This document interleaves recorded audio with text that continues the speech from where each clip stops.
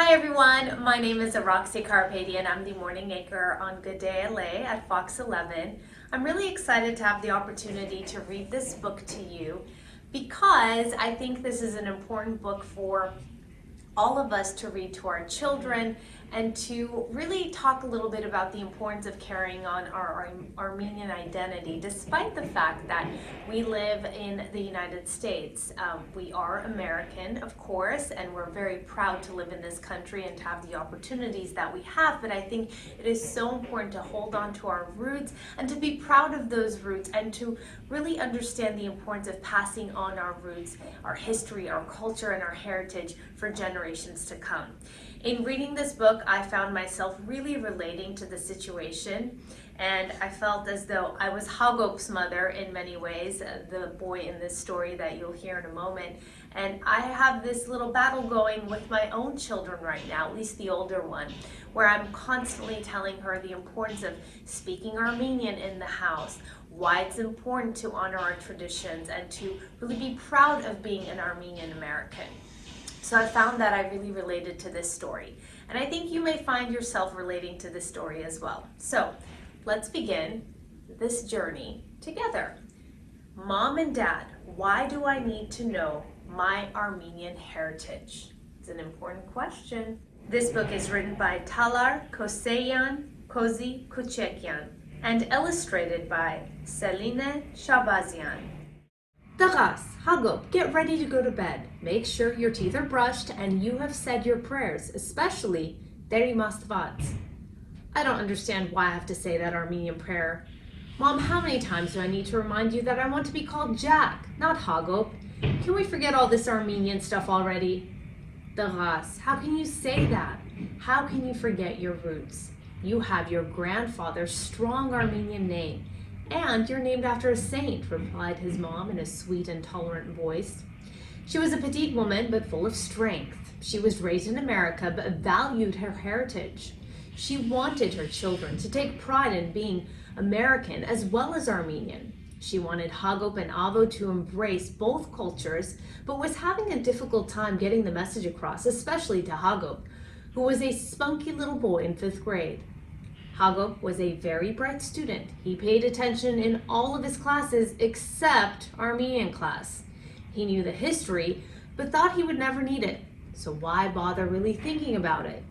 His Armenian teacher, Mrs. Nazik, knew he had a lot of potential, but was also having a hard time tapping into it. He was a straight-A student, except in Armenian class, where he just wanted to be the class clown. But Mom, we live in America. I don't want to be different. I don't want people messing up my name. It would just be easier if they called me Jack. Get to sleep now. We'll talk about this in the morning on our way to school. Gisher bari taras. I love you. Good night, Mom. Jack couldn't understand what the big deal was about. Who cared about being Armenian? Armenia was thousands of miles away. He really couldn't relate. All he heard day in and day out was speak Armenian, Hagop, keep the culture, Hagop, and value the traditions, Hagop. He didn't care. He wasn't too thrilled about going to church on Sundays or to Armenian school. Jack pressed the hand of his plush toy that said the Deri Mastvat's prayer and tried to go to sleep. He was tossing and turning. Why this constant bombardment and pressure to be Armenian? He really didn't care. He couldn't wait to get out of Armenian school. Jack finally fell asleep and began to dream. He saw a beautiful mountain surrounded by lush green meadows and fields. He saw snow on the mountain caps and was amazed at the beauty and the strength of the mountain. Then he saw a fence and was startled. What was going on? Where was he? An older gentleman was walking by, so Jack began to ask him where he was. Բարև, ինչպես ես? Դու չգիտես որ Հայաստանն ես? Hello, how are you? Don't you know that you're in Armenia? Armenia? What am I doing here? I want to go back to America. How can I get back? Well, Balikjan, I think you've been sent here on a mission. Let's walk around and see. Do you see that majestic mountain? That is Mount Ararat. That is our mountain, but today it stands in Turkey. Why is Mount Ararat in Turkey? Mount Ararat is Armenian. I don't understand, said Jack. I thought you didn't care about Armenia and learning your heritage. Why the change? I don't care. I've heard about Mount Ararat from Mrs. Nazik. I haven't paid attention though, but now I'm curious. How come Mount Ararat stands apart from Armenia? That is a long story. Are you sure you want to hear it? Yes, I'm interested. Please tell me. Let me introduce myself. My name is Movses Horanatsi. I'm known to everyone as the father of Armenian history, Bad Mahaj, because I was the first to write the story of our people. You see, Hagop, the reason you are called Hai and the reason our homeland is called Hayastan is because of Haik Nahabed, the founder of our homeland and chief of the most powerful tribes, the Armens. I do believe I have been sent here to remind you about your valiant heritage. Mount Ararat is where Noah's Ark landed. It is also the symbol of the Armenian nation. Armenia was once a huge country that stretched from the Black to the Caspian to the Mediterranean seas. It had dynasties, kings, queens, heroes, heroines. We were the first nation to accept Christianity in 301 AD, when Saint Gregory the Illuminator converted King Derdad III. King Derdad made Christianity the official religion of Armenia. In 451 AD, Vartan Mamikonian led the country into battle against the fire-worshipping Persian army. Although Armenia lost the battle, it won the war and kept its Christian faith. Wow, we've been around for a long time. I never realized how much our faith meant to us. Maybe now I can understand why my mom bothers me all the time about going to church and saying my prayers. Thank you, Mr. Moses. By the way, my name is Jack. I was wondering if you could tell me more, please, he asked eagerly. John, there is so much more history to tell. Armenians are courageous people that have endured many hardships and trials. We have been victims of genocide and ruthless killings. We have had our homes burned, our churches scorched, our language denied, but we have always survived.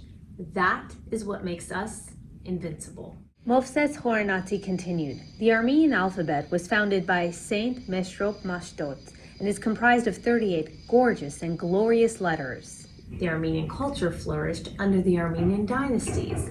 Later, invaders known as Turks came to Armenia and took control. Those were dark times because we were denied our heritage. We couldn't keep our culture and we prayed in fear. After years of struggling with the Ottoman Empire, an event occurred during World War I that nearly broke the Armenian people. Oh no, the Armenian genocide, right? Every year we take flowers to school and have a mass for the victims, but I never really realized why we still do this after so many years. Yes, the Armenian genocide. You have to promise to never forget. I promise I won't. My grandmother Araksi and grandfather Hagop told me the terrible stories of what happened to their parents, and I couldn't really imagine it. Please tell me more about the Armenian genocide. All right. In 1915, the Ottoman Turkish government decided to do away with the Armenians because they wanted only Turks to occupy our lands. They wanted to build a huge empire that had only people who would be of their religion and their culture. In order to accomplish this, they made our ancestors suffer terribly and walk the Syrian desert of Deir Zor. More than 1.5 million Armenians died. However, our will to survive and thrive was greater. You will see evidence of our great strength and endurance throughout our noble history. Mr. Moses Horanatsi, why did the Ottoman Turkish government kill so many Armenians? They were innocent. I have heard all of this, but now with you telling me, I understand. It makes me very upset. Well, Jack, the very sad part about all of this is that to this day, they still do not want to admit to the Armenian genocide. That is one of the most painful denials. What you have told me has really made me think. Now it all makes sense. I realize why my mom, dad, and Mrs. Nazik are always trying to help me understand the value of my culture. We have suffered tremendously and do not deserve to be forgotten. I don't want to be called Jack anymore, proclaimed Hagop. Please call me by my real name, Hagop. Now I understand why my mom and dad are always telling me to speak Armenian, to go to Armenian school, and to study my Bible lessons. I want to know more now. What happened next? Well, Hagop, as a result of the Armenian genocide, we dispersed all around the world. Now there are Armenians practically in every corner of this planet. The first mission of every Armenian dispersed around the world was to construct an Armenian church to help keep our heritage and culture alive. In 1918, Armenia became independent for 2 years, but due to starvation and enemy threats, decided to join the Soviet Union. Armenia was one of the most literate and highly educated republics. In 1988, Armenians from the Karabakh-Artsakh region of Azerbaijan joined their brothers and sisters in Armenia to demand freedom and self-rule. Karabakh was Armenian land that was given to Azerbaijan in 1923. Armenians in the Karabakh were deprived of their heritage and culture. They revolted in 1988 for justice. After many years in battle, Karabakh became a free and autonomous state. Meanwhile, in Armenia, a great catastrophe occurred. On December 7, 1988, a very strong earthquake shook Armenia's second largest city, Leninagan, Gyumri. And again, many Armenians lost their lives. We are still recovering from that misfortunate day. My mom mentioned to me that she was young at the time of the Armenian earthquake and remembers the whole world coming to the aid of Armenia. She remembers seeing the horrible images on TV. After viewing the sorrow and the grief in people's eyes, she wanted to do something to help. She said that was the turning point in her life. She had to help her fellow Armenians. After discussing her feelings with her cousins, they decided to go to a local market and ask if they could collect donations. The market owner was so touched that the youth wanted to help people so far away that he gladly agreed. Yes, the world did come to Armenia's aid. Many people died, yet the will to survive was still strong. Right around this time, Armenians began to demand self-rule and wanted their independence from the Soviet Union. On September 21st, 1991, Armenia declared its independence and became a free republic. Baron Khorenatsi, now I understand why my mom and dad sacrificed many things to put Avo and me through Armenian school. Now I know why they're so concerned about remaining Armenian. They want to preserve our heritage. I now realize why Mrs. Nazi is always trying to get my attention in class and always encouraging me to dig deeper. I'm the one that never pays attention. I've heard all of these stories before, but now that I have seen my culture and homeland, I know where Armenia is. It is in my heart. I have to do my best to teach all of my friends, Armenians and non-Armenians, about my history and culture.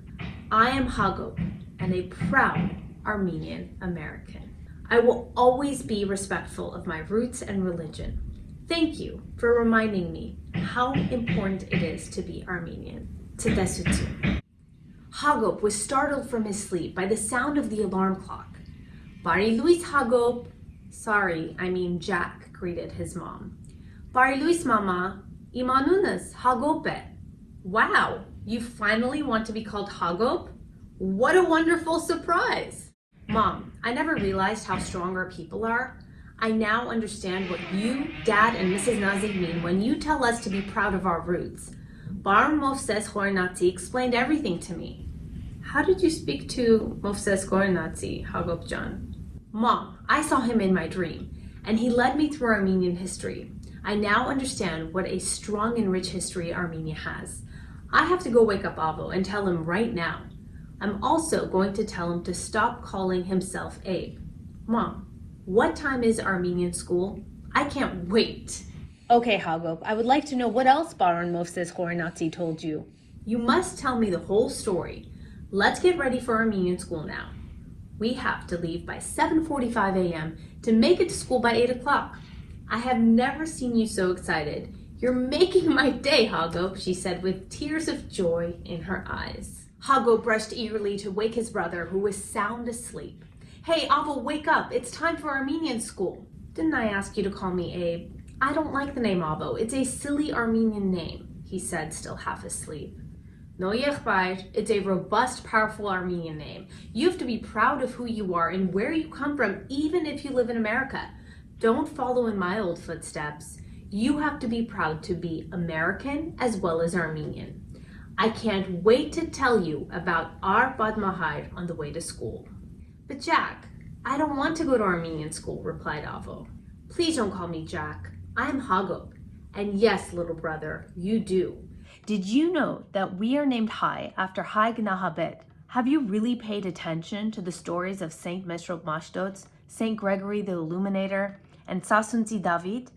Have you really listened to the stories of Sosi Mairik and Fidaiz and of the Armenians who fought back the Turks and defended our country? Have you heard of the countless famous Armenians like William Soroyan, Sher, System of a Down, Arshil Gorky, Charles Aznavour, Dr. Raymond Damadian, Rafi, Ras Baghdasaryan, Ryan Vartan Long, and so many more? Said Hagop with such enthusiasm that his brother was taken aback. Geez, Jack, Hagop, relax. No, I haven't really paid attention, but I'm sure you're going to tell me on our way to school. Whether you like it or not, teased Hagop. Oh my goodness. Achkus Luis, as you know, an Armenian saying that literally means the light of my eye, but used sarcastically when someone is about to go into a very long story. And that, my friends, is the end. I want to thank Talar for writing this story. It is so relatable, and I do hope that it inspires you to continue to share our story, learn about our story, and just be proud of who you are and where you come from. It is so important and something that I apply to my everyday life. Although I live here in the United States, my children have been born here in this wonderful country. Never do I forget my roots, and that's evident in everything that I do. Thank you for listening.